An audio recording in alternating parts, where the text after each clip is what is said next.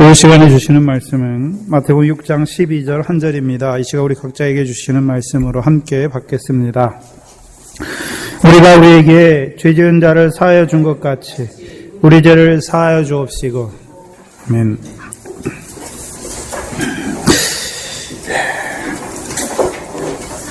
여기 12절에 우리는 누구입니까? 주기도문의 구절을 따르면 양식을 먹은 자들. 그 양식을 먹은 자들의 삶이 이제 어떠하여야 됨을 보여주는 것이죠. 그래서 그 양식을 먹은 자의 삶이 다섯 번째 청원으로 이어지는 것을 우리에게 보여주십니다. 우리가 우리에게 죄 지은 자를 사하여 준 것 같이 요한복음 6장을 보시면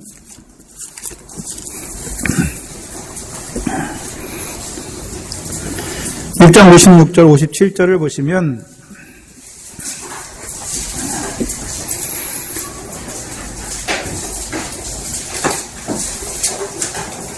요한복음 6장 56절 57절입니다. 내 살을 먹고 내 피를 마시는 자는 내 안에 거하고 나도 그 안에 거하나니 살아계신 아버지께서 나를 보내심에 내가 아버지로 인하여 사는 것 같이 나를 먹는 그 사람도 나를 인하여 살리라. 그러면 그 양식, 그 살과 피를 먹은 우리가 그 살과 피로 말미암아 사는 생활이 무엇입니까? 용서하는 거죠. 우리가 우리에게 죄 지은 자를 용서하는 것이 무엇입니까? 그 양식을 인하여 사는 삶의 첫 번째가 무엇입니까? 우리가 우리에게 죄 지은 자를 용서해 주는 것입니다. 사해 주는 것이죠. 요한복음 15장에 가장 잘 나타나 있습니다. 요한복음 15장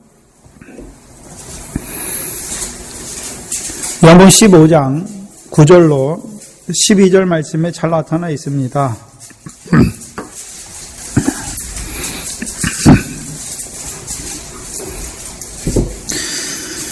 요한복음 15장 9절을 보시면 아버지께서 나를 사랑한 것 같이 나도 너희를 사랑하였으니 나의 사랑 안에 거하라. 내가 아버지의 계명을 지켜 그의 사랑 안에 거하는 것 같이 너희도 내 계명을 지키면 내 사랑 안에 거하리라. 그럼 우리가 주님 안에 거한다. 아까 그 살과 피를 먹는 자가 주님 안에 거하고 주님 안에 거한다는 의미는 그를 인하여 사는 것에 대해서 말씀했는데 요한복음 15장에서는요. 그를 인하여 사는 것을 뭐라고 말씀하고 있습니까? 계명을 지키는 삶인 것을 말씀해 주고 있습니다.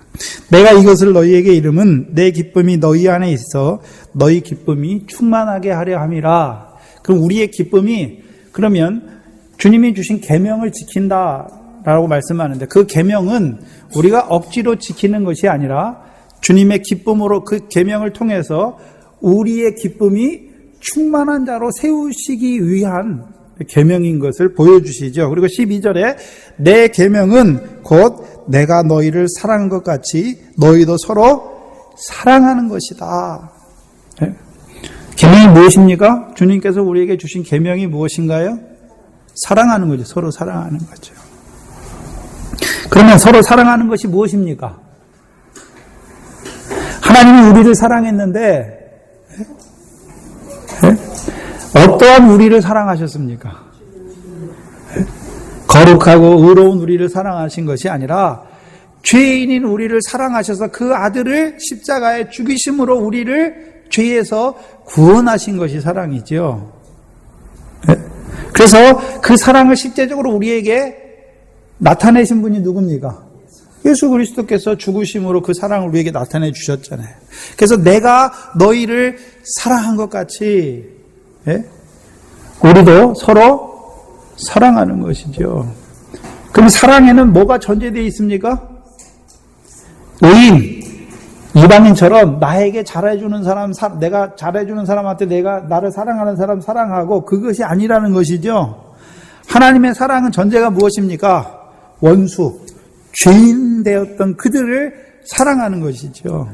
그럼 우리의 사랑도 우리가 형제를 사랑하는데 나에게 잘하는 사람만 사랑하면 이방인의 사랑하고 뭐가 다릅니까? 그렇죠? 여기서 그러면 형제 서로 사랑하라는 말은 누구를 사랑하라는 말입니까?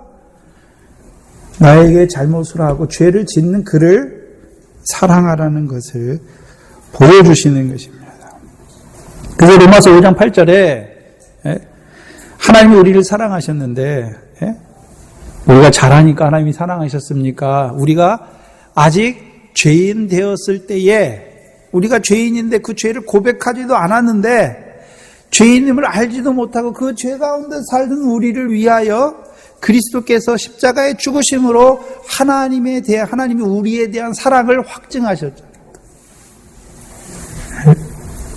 그것이 사랑입니다. 그럼 우리는 그 사랑을 받은 자지요. 그 사랑을 받은 자가 그러면 예수를 우리가 먹었다는 말은 예수님의 살과 피를 먹었다는 말은 우리 안에 그 살로 말미암아 양식으로 말미암아 뭐가 있는 자가 되었습니까? 그 사랑과 은혜로 말미암아 사는 자가 되어야 되는 거죠. 그럼 그 사랑이 이제 어떻게 나타나야 됩니까? 주께서 우리를 어떻게 사랑하셨는지 그 사랑이 우리 안에 그 사랑을 먹었다면 그 사랑이 이제 어떻게 나타나야 되나요? 형제를 사랑하는 것이죠. 우리가 우리에게 죄 지은 자를 용서하여 주는 것으로 나타나는 것이죠.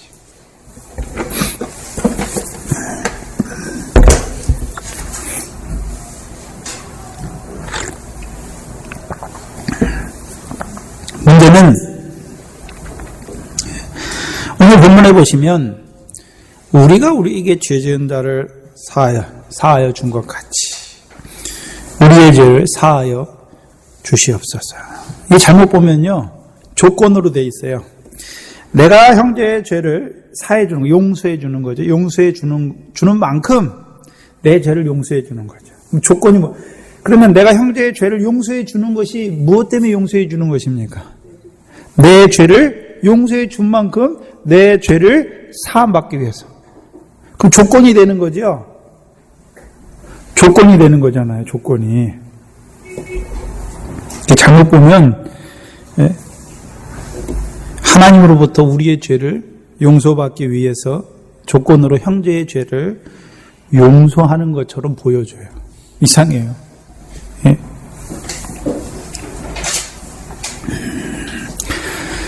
문제는 우리가 형제를 사랑하는 것, 형제의 죄를 용서하는 것은 먼저 무엇이 전제되어 있습니까? 그 양식을 통해서 죄인된 나를 위하여 죽으신 예수 그리스도의 십자가가 전제되는 그 사랑을 받은 자죠. 그 양식을 받아 먹었으니까 이제 그 양식으로 하는 일이 무엇입니까? 주께서 나를 사랑하신 것처럼 나도 형제를 사랑하는 자가 되는 거죠. 사랑하는 자.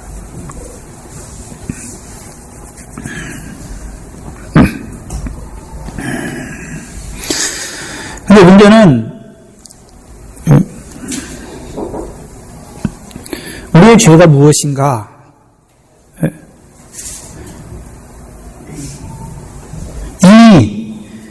이 주기도문의 말씀을 받는 자는 어떤 자들입니까? 예수님께 복음이 믿어진 자잖아요. 예수님께서 내 죄를 위하여 죽으신 것이 믿어진 자들이잖아요. 그들에게 있는 죄가 무엇입니까? 그걸 봐야죠. 마태복음 구조 속에서 보면요. 마태복음 5장의 구조 속에서 보면 그 죄가 무엇입니까? 예수님께서 율법과 선지자를 완전케 하셨잖아요. 어떻게 해요? 십자가로. 그래서 우리를 율법으로 말미암아 거룩하지 않은 거룩함을 얻는 자로 십자가로 거룩함을 얻는 자로 세워주셨잖아요. 그 거룩함을 받은 자예요. 결코 정죄함이 없는 거룩함을 받은 자인데 문제는 무엇입니까? 그 율법을 완전케 하신 주님께서 우리에게 이 지극히 작은 계명을 지키라 하셨잖아요. 더 나은 의를 말씀하셨잖아요. 근데 우리가 더 나은 의를 행합니까? 오히려 그 더 나은 의가 우리에게 om으로 말미암아 우리가 세른죄를 짓는 죄인이고 간음죄를 범하는 죄인인 것을 보여주시는 것입니다. 지극히 작은 계명이 왔는데 그것을 온전히 지키지 못하는 우리가 경건치 못한 자인 것을 보여주시는 것이죠. 그럼 여기서 이들이 하나님 앞에 용서를 비는 우리의 죄를 사해달라고 하는 죄는 어떤 죄입니까? 그걸 봐야죠. 어떤 죄입니까? 하나님의 백성에게 유월절 어린 양을 먹은 백성에게 광야에서 뭘 주셨습니까? 율법. 율법을 왜 주셨죠? 거룩한 백성이 되게 하시기 위해서. 그럼 율법 말씀 받아서 거룩한 백성처럼 살아야 되는데 오히려 율법대로 살지 못함으로 말미암아 더럽히는 자, 하나님의 이름을 더럽히는 자가 되는 것이죠. 예? 꼭 경건치 아니한 자의 삶을 사는 것이죠. 그러면 그를 위해서 흘려주시는 피가 무엇입니까? 오히려 율법으로 말미암아 우리를 거룩한 백성 되게 하셨는데 오히려 우리는 율법을 이 지극히 작은 계명을 지키지 못함으로 율법의 저주를 받을 수밖에 없는 우리를 속량하시는 그리스도의 십자가의 피를 보여주시는 것이죠. 그래서 예수님께서 피를 흘리셨는데 한 번 흘리셨습니까? 두 번 흘리셨습니까? 한 번 흘리셨습니까? 두 번 흘리셨습니까?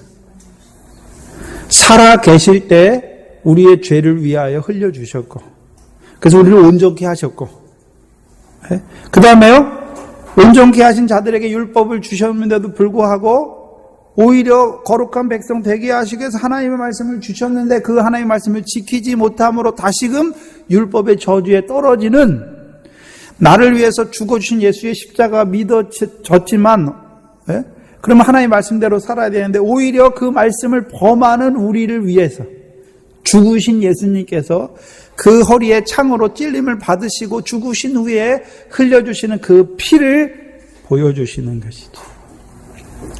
그러면 지금 이 예수님의 제자들에게 예수님께서 죄를 위한 간구를 하게 하셨죠. 그 간구는 어떤 간구입니까? 무엇을 뿌림받기 위한 간구입니까? 그래서 우리가 베드로전서 1장 2절에 보면 예수 그리스도의 핏뿌림을 얻기 위하여 택하심을 입은 자. 이미 예수 그리스도를 믿었어요. 나그네예요. 근데 그들에게 왜 또 핏뿌림이 필요합니까? 우리가 예수 믿었으면 이제 죄에서 죄가 하나도 없습니까? 여전히 죄 가운데 삽니까? 근데 그 죄는 좀 다르죠, 성격이.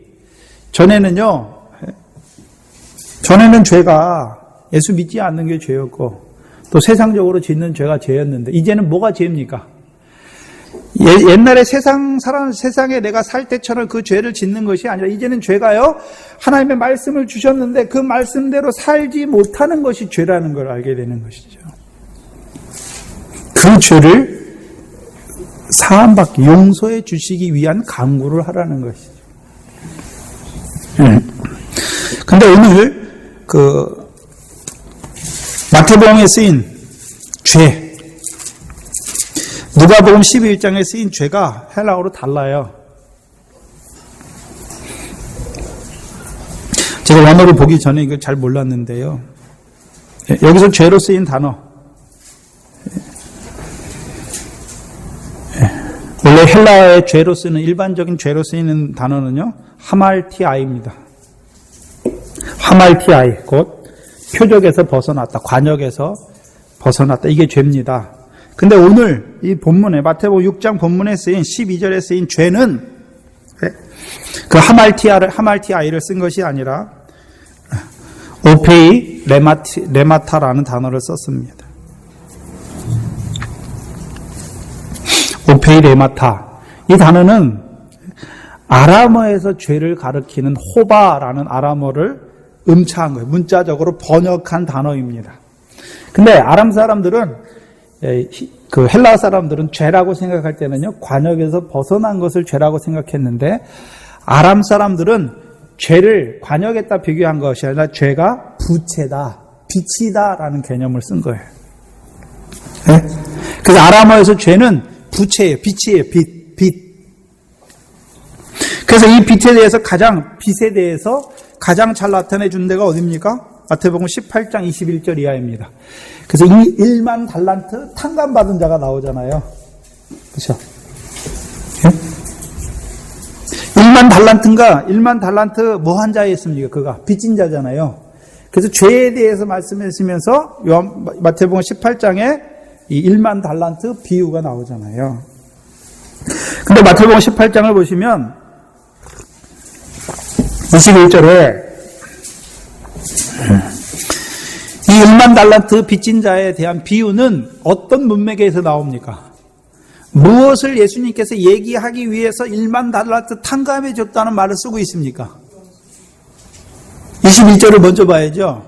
21절 보니까요. 그때에 베드로가 나와 가로되 주여 형제가 내게 죄를 범하면 몇 번이나 용서하여 주리이까? 7번이리이까? 그러면 1만 달란트 탕감은 뭐에 대해서 말씀하기 위해서 1만 달란트 탕감 비유를 가져오셨습니까? 예수님께서. 죄에 대한 용서. 어떤 죄에 대한 용서요? 내가 하나님에 대한 죄 지은 것을 말하는 것이 아니라 형제가 내게 죄를 범하는데 그 죄를 몇 번이나 용서해 줘야 되느냐? 그것에 대해서 말씀하는 거죠. 그래서 1만 달란트를 뭐로 가져옵니까? 빚으로 가져오죠.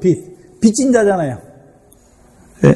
23절에 보시면 이러므로 천국은 그 종들과 회개하려던 하던 어떤 임금과 같은 임금이 나오고 회개할 때에 1만 달란트 빚진 자 하나를 데려오매 여기 보니까 임금과 종이 있는데 그 종들은 종 중에 하나는 주인에게 몇만 달란트 빚진 자입니까? 1만 달란트 빚진 자입니다. 그래서 오늘날 화폐 가치로 1만 달란트 말하면 약 30조가 넘는 액수입니다. 그럼 이 빚을 갚을 수 있습니까? 없습니까?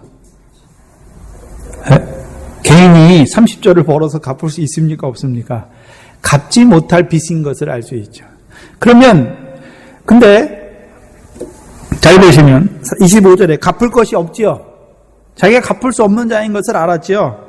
근데 주인이 명하여 그 몸과 처와 자식들과 모든 소유를 다 팔아 갚게 하라 한데 종이 엎드려 가로되 내게 참으소서 내가 다 갚으리이다 하거늘 27절에 그 종의 주인이 불쌍히 여겨 놓아 보내매 그 빚을 탕감하여 주었더니 잘 보세요.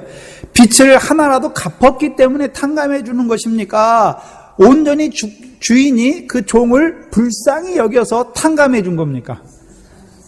그러면 여기 임금이 나오고 종이 나오죠. 그럼 임금이 종에게 그 빚을 탕감해 준 것은 베드로가 예수님께 형제가 내게 죄를 범하면 몇 번이나 용서해 주리이까? 그럼 베드로가 누구고요? 1만 달란트 빚진 자고 하나님이 네 죄를 네가 하나님께 지은 죄를 하나님이 네가 뭘 행하니까 그 죄를 탕감해 줬느냐 아니면 너를 불쌍히 여기서 탕감해 줬느냐 그걸 묻는 거죠. 보여주는 거죠. 그러면 네가 1만 달란트 탕감 받은 자야. 하나님 앞에 갚을 수 없는 죄를 우리가 그 죄를 용서함을 받은 자잖아요. 누구를 통해서요? 예수 그리스도를 통해서. 내가 뭐 의롭게 행했기 때문에 예수님께서 내 죄를 지신 게 아니죠. 이 1만 달란트 탕감 비유를 죄에 대해서 말씀하면서 가져오잖아요. 그럼 베드로 그 형제가 내게 몇 번 죄를 지면 몇 번까지 용서해 주리까 하는 그에게 하나님과 베드로의 관계에서 말하잖아요. 그럼 네가 하나님 앞에 하나님은 네 죄를 몇 번이나 용서해 주더나 묻는 거죠. 예? 그 1만 달란트는 쓰니까 그 죄를 내가 갚을 수 있는 죄입니까? 없는 죄입니까? 없는데도 나를 불쌍히 여겨서 갚아주신 것이죠. 그리고서 이제 그 종이 그러면 그 1만 달란트 탕감 받은 자가 자기에게 100데나리온, 자기에게 100만 분의 1만 달란트의 100만 분의 1인 100데나리온을 빚진 자, 자기에게 100데나리온만큼의 죄를 지은 그 자에게 어떻게 해야 됩니까? 그걸 세고 있어야 됩니까? 탕감해 줘야 됩니까? 자기도.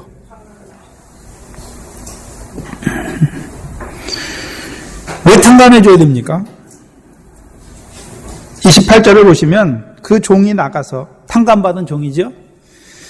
제게 100데나리온 빚진 동관 하나를 만나 붙들매. 동관은 누굽니까? 동료예요. 동료. 그 동료니까 그 동료도 누구의 종입니까? 임금의 종이잖아요. 임금의 종. 예? 근데 그 종도 뭘 받은 자일까요? 1만 달란트 탕감받은 자겠죠. 이 세상에 하나님 앞에 죄인이 아닌 사람이 어디 있습니까? 다 죄인이죠. 근데 하나님이 예수 그리스도를 통해서 그 죄를 다 탕감해 주셨죠. 그러면 그 형제도 나만 1만 달란트 탕감받은 자입니까? 그 형제도 하나님 앞에 1만 달란트 탕감받은 동료입니까? 동료죠.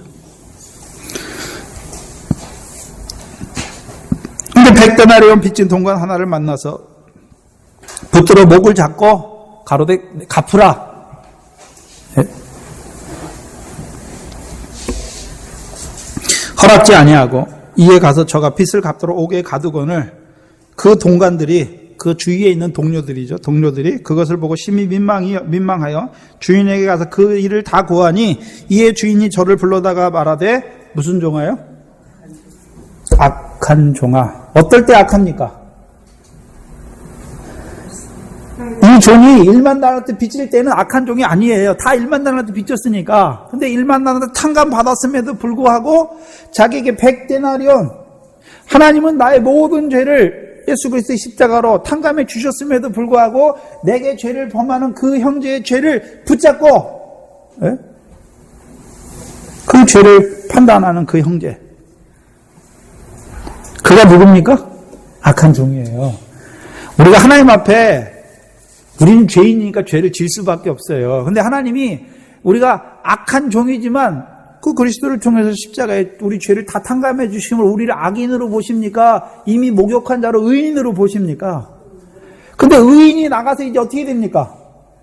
그 예수 그리스도로 의롭다함을 입었으니까 자기도 어떻게 됩니까? 의로움을 나타내야 되는데 오히려 악을 행하고 있는 거죠.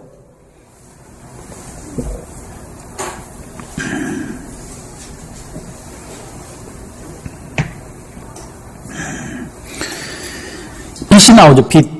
1만 달란트 빚과 100데나리온의 빚이 나오죠. 그 1만 달란트의 빚은 임금이 그 종에게 탕감해 주는 것이고, 그러면 그 탕감을 받은 자가 마땅히 어떠한 자가 되어야 됩니까? 자기에게 100데나리온 빚진 자도 그가 갚으니까 탕감해 주는, 그냥 무조건적으로 탕감해 주는 것이어야 됩니까? 하나님이 우리가 뭐 하는 거 보고 우리 죄를 사해 주셨습니까? 예? 무조건적입니까? 무조건적이죠. 그럼 우리도 어떻게 됩니까? 그 사랑을 진정으로 받았다면 그 사랑으로 행해야 되는 자가 되어야 되는 거죠. 근데 형제의 죄를 셀라고 그래요. 베드로는 형제의 죄를 셀라고 그래요. 그래서 내가 이만큼 용서해 줬으니까.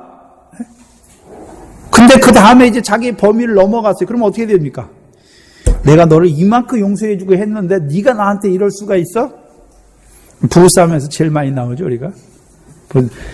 내가 당신한테 이렇게 했는데 당신이 나한테 이럴 수가 있어? 그건 사랑으로 한 게 아니에요. 사랑으로 한 게 아니에요. 내가 한 거예요, 내가. 그건 다 상의 안 돼요. 부부관계에서도요. 그건 다 상의 안 돼요.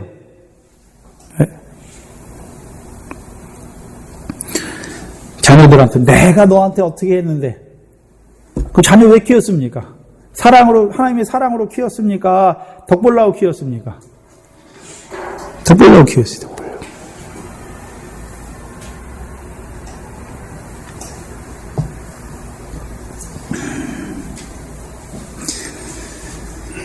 빛에 대해서 얘기해. 죄를 가지고 빛으로 얘기하잖아요. 지금 빛에 대해서.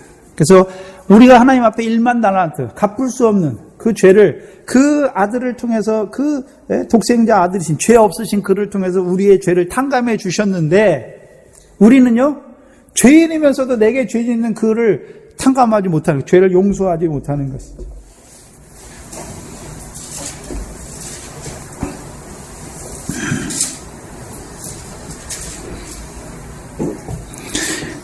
여기 보면 이제 우리가 빚진 것, 부채, 우리가 진 하나님 앞에 진 죄는 인간의 어떠한 것으로 갚을 수 없는 것을 보여주시죠. 온전히요 하나님이 전적으로 우리를 불쌍히 여겨서 무조건적이며 전적인 은혜로 우리의 죄를 용서해 주시는 것을 알 수가 있는 것이죠. 그럼 우리가 그 사랑을 받았어요. 그 예수 그리스도를 먹었어요. 그 예수 그리스도와 함께 해요. 그러면 우리도 어떠한 자가 됩니까? 네가 나한테 꼭 갚아야, 죄에 대한 용서를 빌어야 해주는 자가 되는 것입니까? 아니란 말입니다. 아니란 말입니다. 근데 이 악한 종은 어떻게 되었습니까? 그걸 하고 있단 말이에요. 그 예수님이 십자가에서 처음으로 하신 말씀이 무엇입니까? 아버지여 저희 죄를 사하여 주시옵소서. 자기의 하는 것을 알지 못하나이다. 네. 우리가 하나님 앞에 죄를 지을 때 알고 지었습니까? 그게 죄인지도 모르고 지었습니까? 그 죄를 위해서 그리스도의 십자가에 죽어주셨고. 네. 이제는요, 빛이에요, 빛. 여기서 빛을 말할 때에는요, 어떤 빛입니까? 예수 그리스도는 얼마나 십자가에 구원해 주셨는데도 불구하고 우리가 또 빛이 있지요. 이 빛이 무엇입니까? 이제 이 지극히 작은 계명을 지켜야 되는데 오히려 그 지극히 작은 지키지 못함으로 율법의 저주 아래 죄로 말미암아 우리 안에 있는 불법과 부정으로 말미암아 부정과 불법으로 말미암아 오히려 율법에 떨어지는 그 죄, 율법의 저주에 떨어지는 그 죄, 우리가 하나님 나라의 복으로 착한 행실로 이 지극히 작은 계명을 지키는 자로 더 나은 의를 행하는 자로 살아야 됨에도 불구하고 그렇게 못 살아요. 그게 다 뭡니까? 죄예요, 죄. 우리 죄. 그게 죄예요. 그 빛이란 말이죠.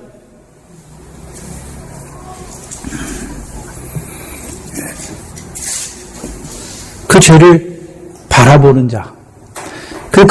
죄를 깨닫는 자가 뒤에 가서 우리의 죄를 사하여 주시옵소서 말하는 거죠.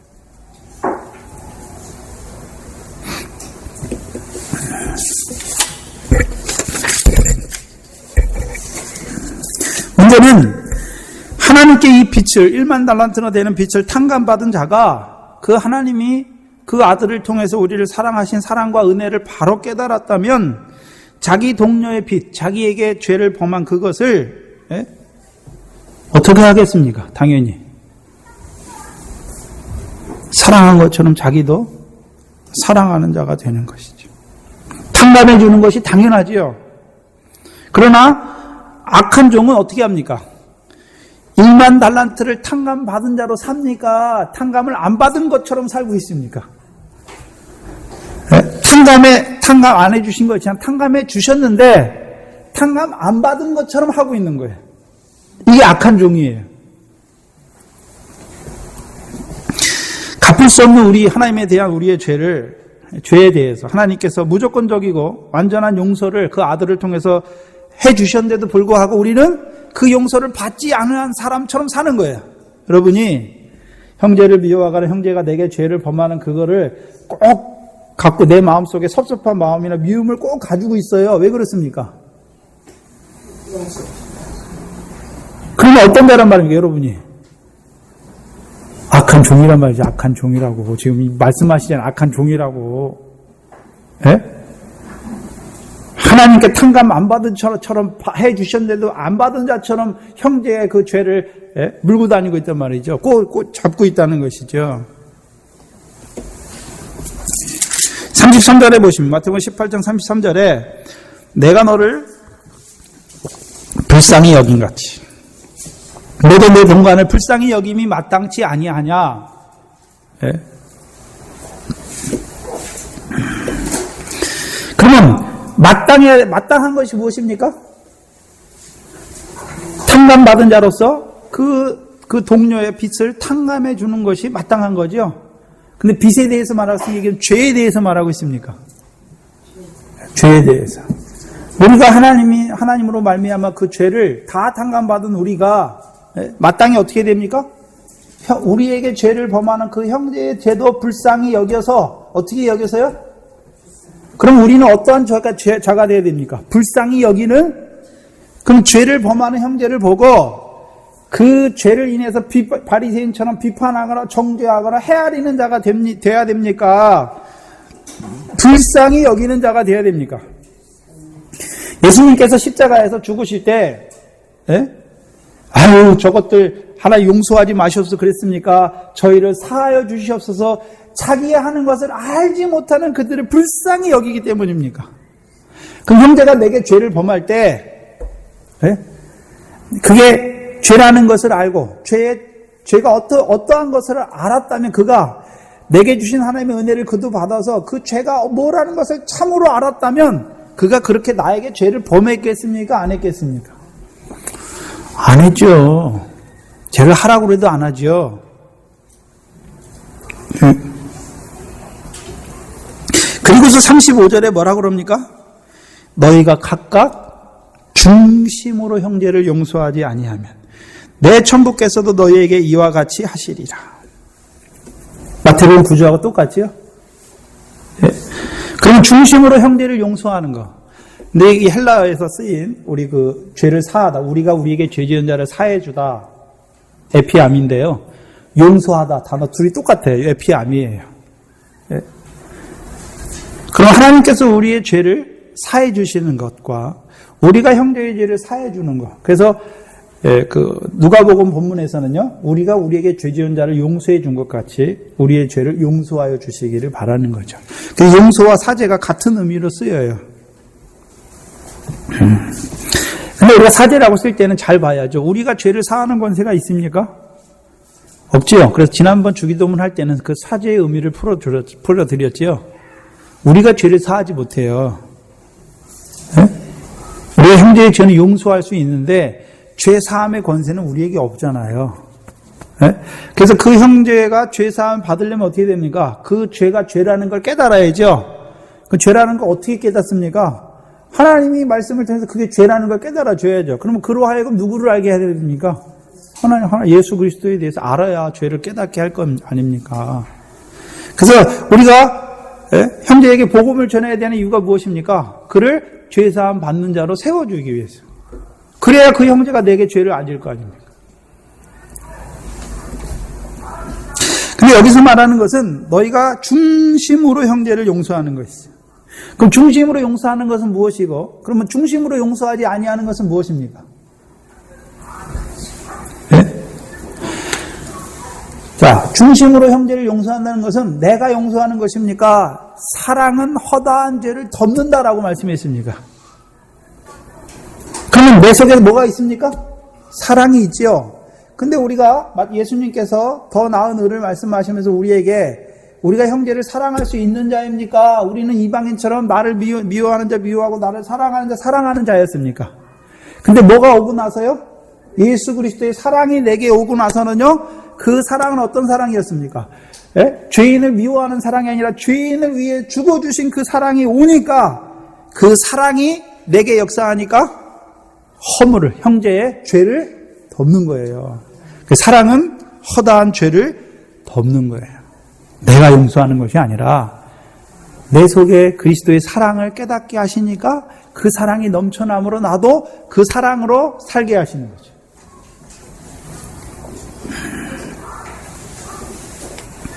그럼 우리가 어떻게 형제의 죄를 용서할 수가 있습니까? 그를 위해서 죽으신 예수 그리스도의 십자가를 봐야죠.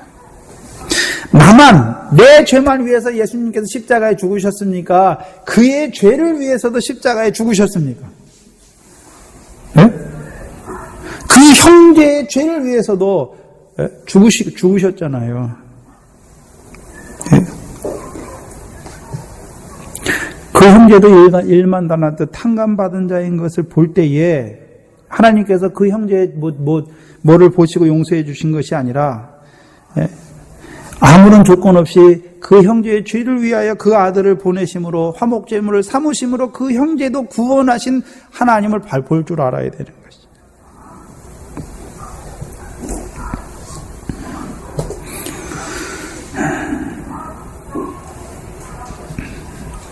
문제는 우리가 왜 악한 종이 될 때가 많습니까? 문제는요, 나만 탕감받은 저처럼 생각해요. 두 번째는요, 탕감받았음에도 불구하고 탕감받은 것을 자꾸 잊어버려요. 그 십자가의 대속의 은혜와 사랑을 자꾸 벗어나요. 그 사랑에 붙들려서 살아야 되는데, 그 사랑 안에서 행해야 되는데 그걸 자꾸 벗어버려요.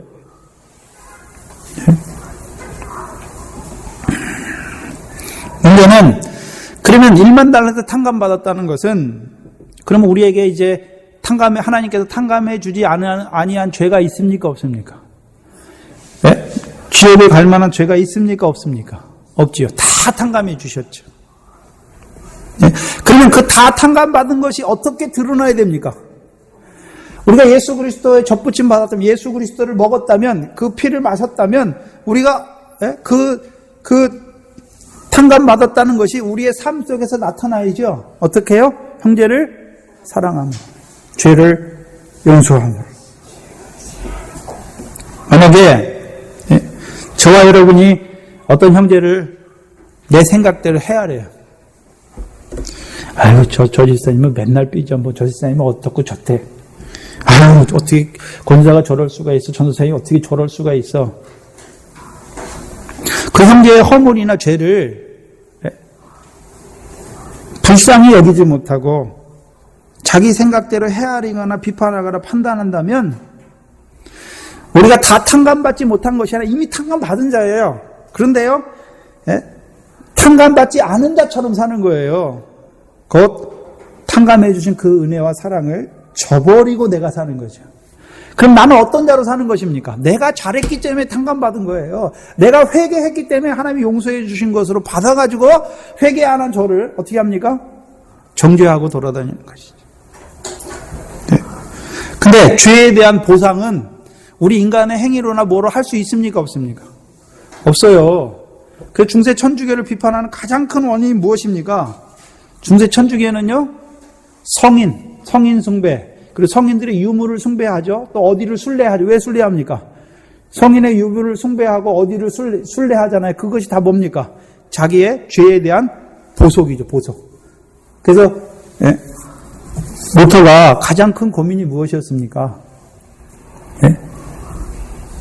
거룩하신 하나님 앞에, 의로우신 하나님 앞에 죄인인 내가 어떻게 서느냐. 그래서 중세는요, 그 죄를 용서받으려면 죄에 합당한 행동을 해야 돼요. 그래서 루터가 그 십자가 종탑이 있는 그 돌계단을 무릎으로 걷잖아요. 왜요? 보속을 받기 위해. 자기 죄가 많으니까 하나님을 서지 못하는 거예요. 그래서 그 죄를 용서함 받기 위해서 그 죄에 대한 보속을 받기 위해서 자기가 행해요. 막 그렇게 하나님 앞에 고난의 삶을 살고 그렇게 하잖아요.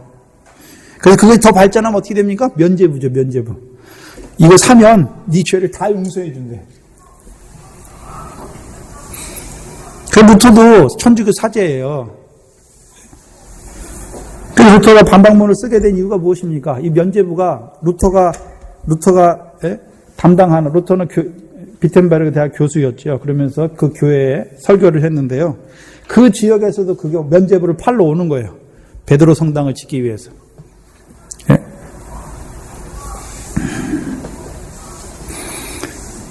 죄를 돈 주고 바꿀 수가 있습니까? 루터는요, 옛날에요, 자기 죄를 자기의 행위로, 고통스러운 행위로 죄에 대한 보속을 받으려고 했던 사람이죠.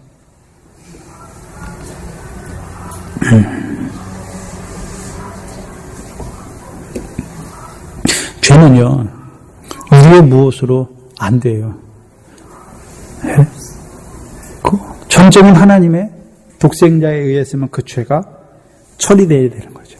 그럼 우리가 늘 언제 있어야 됩니까? 나 같은 자를, 내가 너희를 사랑한 그 안에 있어요. 그 사랑 안에 붙들려야지 되는 것이죠.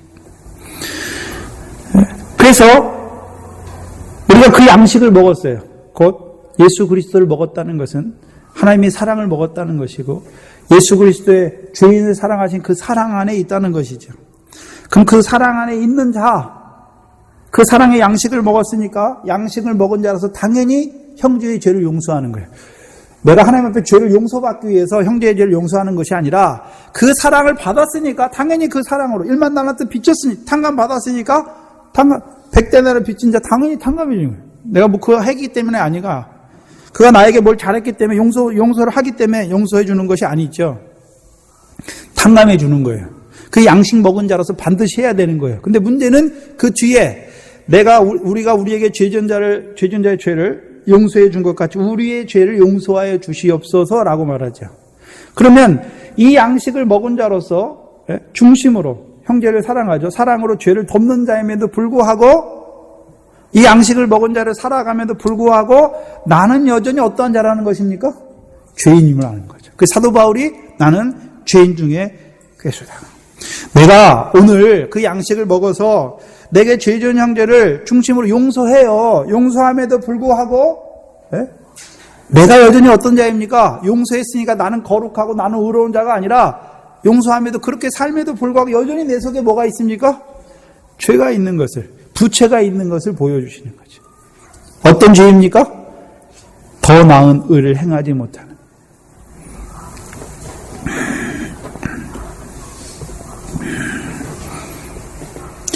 그래서 형제의 죄를 사해 주시면, 양식으로 말미암아 형제의 죄를 사해 주시지만 여전히 오늘도 나 같은 죄인을 사랑하시는 그 핏부림을 얻는 자로 서야 되는 죄인임을 보여주시는 거예요. 그래서 우리가 형제의 죄를 사해 주시지만 우리가 거룩한 자가 됐기 때문에 형제의 죄를 사해 주시는 것이 아니라 그 죄인을 사랑해서 하나님의 사랑이 임하니까 그 사랑으로 형제를 용서해 주지만 여전히 내 속에는 어떤 자입니까? 죄인이에요. 그러면 내가 의롭기 때문에 형제의 죄를 용서해 주는 것입니까? 죄인임에도 불구하고 죄인에게 주시는 그 사랑과 은혜로 말미암아 용서해 주는 자가 되는 것입니까? 용서해 주는 자가 되니까 죄를 용서해 주고 자랑할 것이 어디 있습니까? 내가 너한테 이렇게 해줬다라고 내세울 만한 게 어디 있습니까? 내가 했으면 내세워야죠. 내세울 만한 게 없다는 것이죠.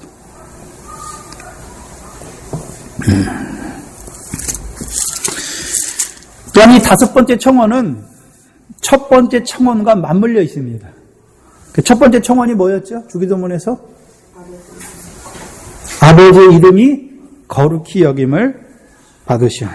그러면 이름이 거룩히 여긴다는 것은 히브리어 문화에서는 이름이 그냥 이름만 지칭하는 것인가, 그 존재 자체가 거룩한 것을 말씀하는 것입니까? 하나님이 거룩하다는 의미죠.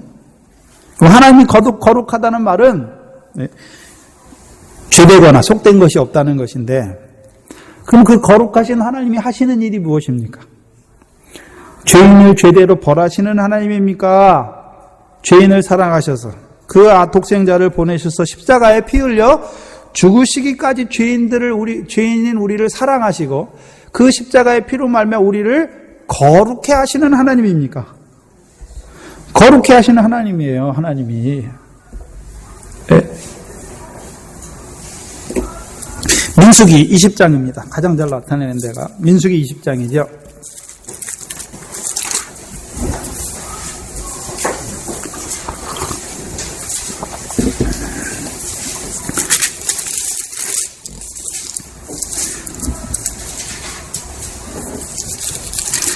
백성이 물이 없어서 모세와 아론을 원망할 때에 10절에 보시면 모세와 아론이 총회를 그 반석 앞에 모으고, 여기 보니까 어디 앞에 모았습니까?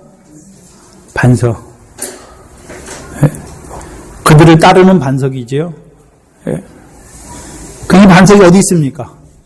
잘 보세요. 모세가 한 번만 반석을 쳤습니까? 여러 번 쳤습니까?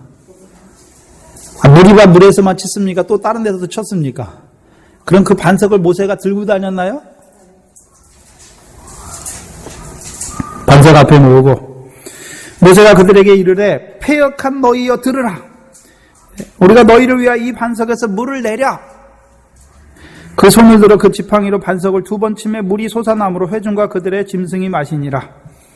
모세가 어떤 마음이 들었을까요? 너희가 애굽에서 행한 모든 이적과 기사를 보고 홍해도 건넜고 광야에서 만나를 먹고 하나님께서 성막도 지어주시고, 지금 민수기는 성막이 지어진 상태로 이동하는 중에 있죠. 네? 성막에는 뭐가 임하고 있습니까? 여호와의 영광이 너희를 인도하여 감에도 불구하고 너희가 어떻게 하나님 앞에서 이럴 수가 있느냐 하고서 뭐를 내고 있습니까? 화를, 염증을 내고 있죠. 네? 패역한 너희여 라고 말하죠. 그리고 12절에 여호와께서 그 백성을 책망하십니까? 모세와 아론을 책망하십니까? 12절에 여호와께서 모세와 아론에게 이르되 너희가 나를 믿지 아니하고, 먼저 뭐 했습니까? 믿지 않았습니다. 네? 믿지 않았다는 말은 무슨 의미입니까? 마태복음 18장으로 돌려서 보면요, 탕감받지 않은 자처럼 행동했다는 것이죠. 믿지 아니하고 이스라엘 자손의 목전에 나의 거룩함을 나타내지 아니하였다. 네? 그럼 모세와 아론이 어떤 자가 됐습니까?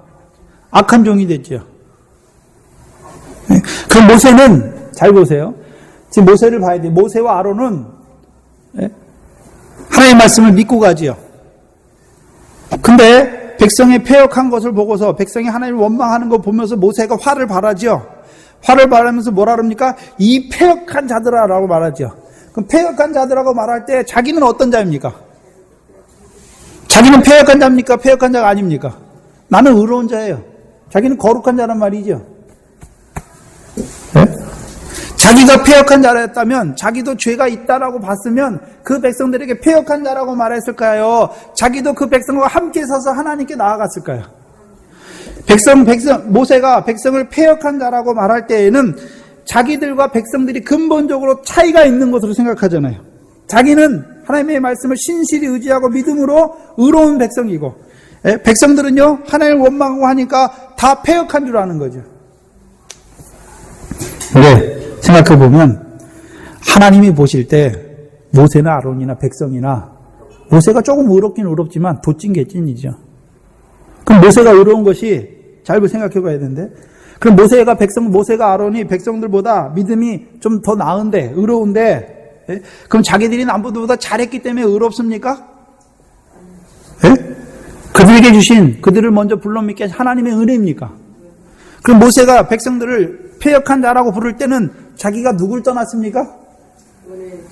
은혜의 자리를 떠났다는 것이죠. 하나님이 탕감해 주신 것을 잊어버리고 그 백성을 판단하고 있는 자가 되는 것이죠. 그럼 모세가 모세된 게 자기가 잘나서 모세됐습니까? 40세의 모세를 80세의 모세가 되게 하시고 120세의 모세가 되게 하신 분이 누굽니까? 하나님이 모세를 붙드시니까, 모세가 백성의 지도자로 하나님의 지팡이로 모세를 세우셨지요. 그런데 문제는 뭡니까? 모세가 그 하나님의 손에 붙들릴 때는 그 백성의 편에 서서, 출애굽기 32장에 그 송아지를 만들던 그 백성의 편에 서서 우리가 목이 곧다고 얘기하던 그 모세가, 인간적으로 봐서 모세가 그럴 만도 하지요. 이렇게 하나님의 말씀을 듣고 했는데도 불구하고 어떻게 이렇게 살 수 있을까? 이 목회자들의 고민이죠. 이렇게 말씀을 많이 받고 했으면 좀 생활이 변화되고 돼야 되고 뭐가 변화돼야 되는데 안 돼요. 그러면 모세처럼 어떤 생각이 듭니까? 아휴, 하나님 뭐라 그럽니까?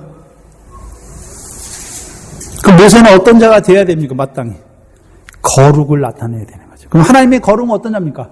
백성들이 패역함에도 불구하고 그들을 위해서 물을 내시는 하나님. 근데 모세는요, 패역한 백성들을요, 물을 내기는 냈죠.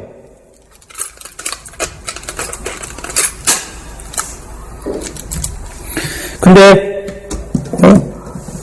그들의 허물을 덮는, 그들의 죄를 덮는 사랑으로 했습니까? 은혜로 했습니까?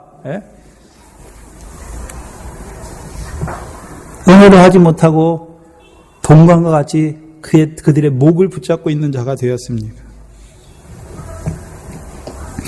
그러면 잘 보셔야 되는데, 하나님의 거룩은, 하나님의 이름이 거룩함을 받는 것은 인간이 뭘 했기 때문에 거룩함을 받는 것이 아니라 그 아들을 통해서 우리를 거룩하게 하시는 것이 첫 번째고, 두 번째는요, 이제 그 아들을 통한 그 사랑과 은혜를 받은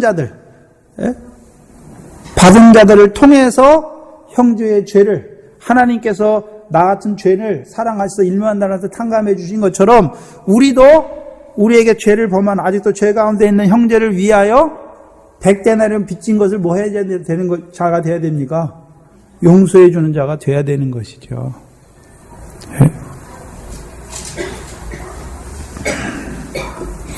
그러면 첫 번째 청원, 아버지의 이름이 어떻게 거룩히 여김을 받으십니까? 우리가 1만 달란트 탕감 받은 자라서 우리에게 죄 지은 형제를 용서해 줄 때 뭐가 드러납니까? 하나님의 거룩이 우리의 삶을 통해서 드러나는 거죠. 그래서 다섯 번째 청원은 무엇입니까? 그 양식을 먹은 자들로서 이제 우리의 삶이 하나님을 거룩하게 하는 삶이 되게 해주시는 실질적인 역사가 무엇입니까? 형제의 죄를 용서해 주는 것입니다. 네.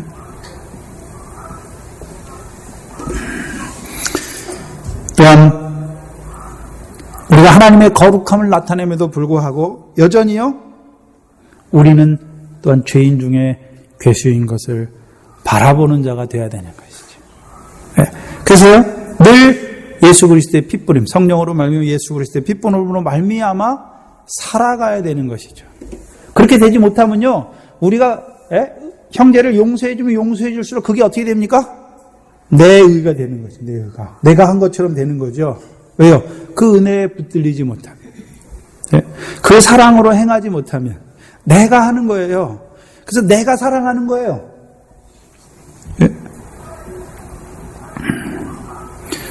모세는 이 일 이외에는 모세가 하나님 앞에 온전치 못한 게 없지요. 그럼 하나님께서 모세 속에 아직도 뭐가 남아 있습니까? 모세가 자기가 뭘 했기 때문에 하다 보니까 처음에는 바로 했는데 그게 계속 되다 보니까 자기만 하나님 앞에 혼자 섰으면 계속해서 거룩함을 나타내는 자로 서지요. 근데 하나님께서 그를 백성의 지도자로 세웠어요. 근데 백성은 어떤 백성입니까? 늘 하나님을 원망하고 시험하는 백성이에요. 그러다 보니까 그들과 상대하다 보니까 뭐가 묻었습니까? 그래서 모세가 너희 때문에 내가 죄어를 입었다라고 말하잖아요. 네.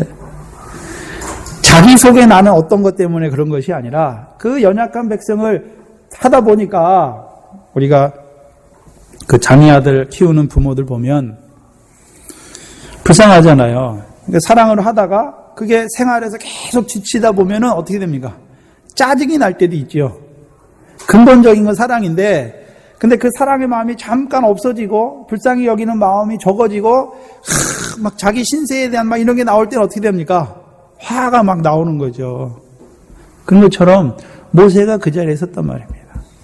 근데 모세는 이를 통해서 어떤 자가 됐겠습니까? 이제 거룩함을 온전히 이루는 자가 되었겠죠. 그래서 모든 우리의 삶, 하나님의 이름을 거룩히 여기는 것이 우리 삶 속에서 어떻게 드러납니까? 그 양식을 통해서 드러나는 것이고, 그래서 우리가 그 양식으로 말미암아 거룩한 생활을 함에도 불구하고 우리는 여전히 하나님 앞에 어떤 자입니까? 죄인임을, 죄의 용서를, 핏부림을 받아야 될 자라는 것을 늘 이 기도를 통해서 우리가 어떠한 자인 것을, 우리가 어떠한 자로 살아가야 될 것을 보여주시지만, 거룩함을 드러내는 자로 살아가야 됨에도 불구하고 여전히 우리가 어떤 자로 서 있어야 되는 것을 보여주는 것이죠. 그래서 오히려 자기 의 때문에, 자기의 거룩 때문에, 자기의 은혜로운 생활 때문에 망하는 자가 있어요. 그렇습니까? 사도 바울과 같이 자기가 하나님의 모든 일을 많이 함에도 불구하고 자기가 죄인인 것을 보지 못하면 어떤 자가 됩니까? 내가 의로워서 하는 자가 돼요.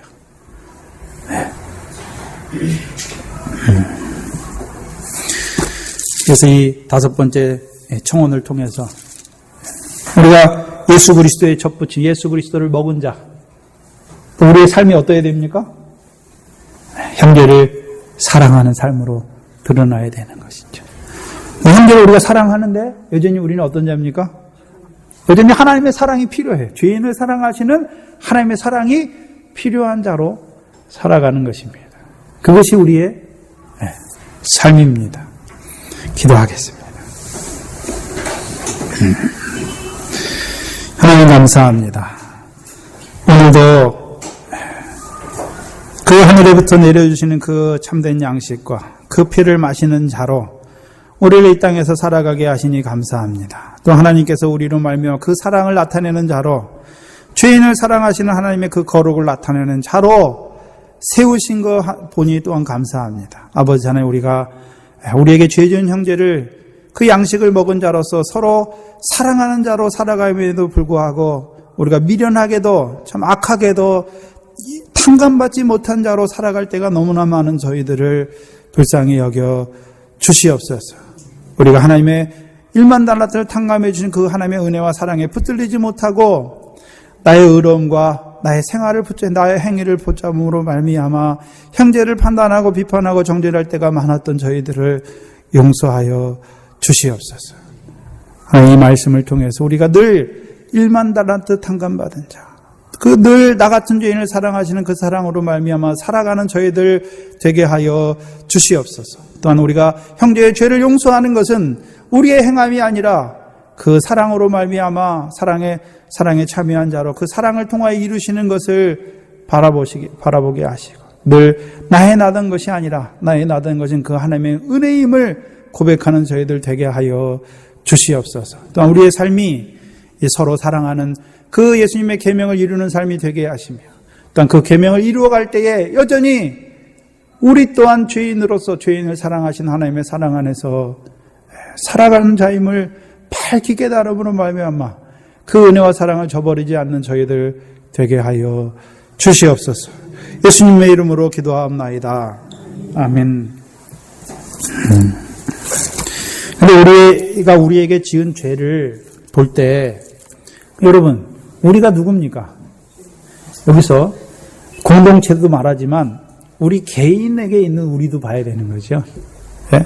기도의 그 죄 사함에 대해서 그러면 우리가 우리에게 죄 지은 자, 그럼 이 사람은 죄를 용서하지만 나는 안 했어요. 그럼 어떻게 됩니까? 우리가 안 되는 거죠. 네? 그래서 우리라고 할 때는 공동체, 너희라는 부분도 있지만 개인이라는 부분도 있는 것을 2차원적으로 두 양면으로 나가는 것을 지난번에 주기 전문 할 때 나타내 주셨죠. 또 그것도 우리가 함께 살펴봐야 됩니다. 350장입니다. 원래 형제를 용서할 수 있는 것은요, 그 양식을 먹었기 때문에, 나 같은 죄인을 사랑하시는 그 사랑을 입은 자이기 때문에, 늘 있기 때문에 용서하는 것이죠.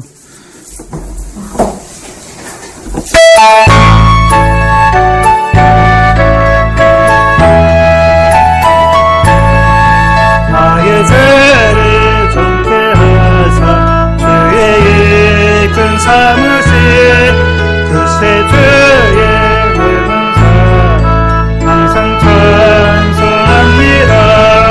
나를 이끈 사무신 주 크신 능력 주신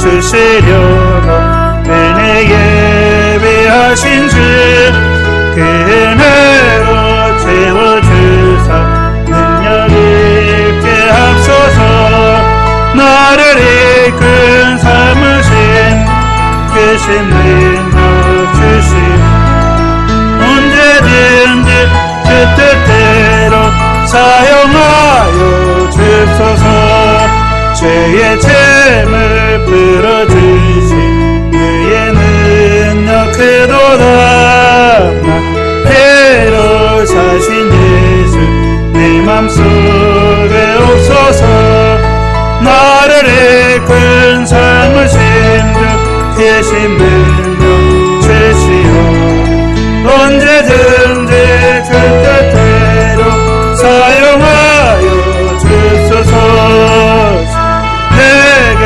성령으로 충만하게 채우사 생명수가 강물처럼 흐르게 하옵소서 나를 이끈 삼으신 주 크신 능력 주시오 언제든지 내 뜻대로 사용하여 주소서